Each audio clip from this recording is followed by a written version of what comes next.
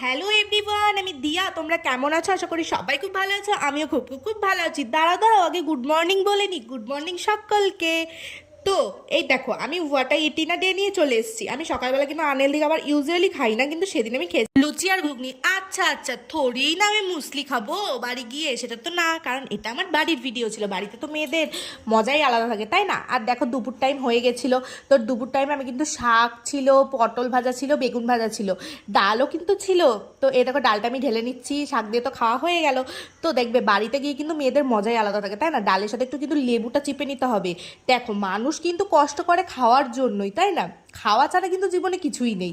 এটা কিন্তু সবাই মানো আর না মানো, এটাই সত্যি কথা। তো এই দেখো, এরপর লেবু চিপে নিলাম, লেবু চিলে এবার বেগুন ভাজা দিয়ে আমি খেয়ে নিচ্ছি।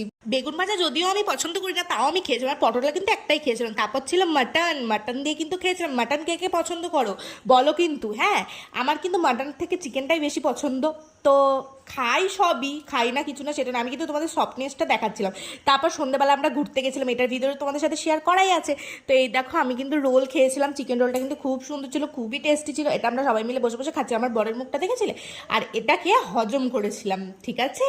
হজম কিন্তু করতে হবে যাই খাই। তো আর কিছু আমি রাতে খাইনি। ভিডিওটি ভালো লেগে থাকলে লাইক শেয়ার কমেন্ট করো। টাটা।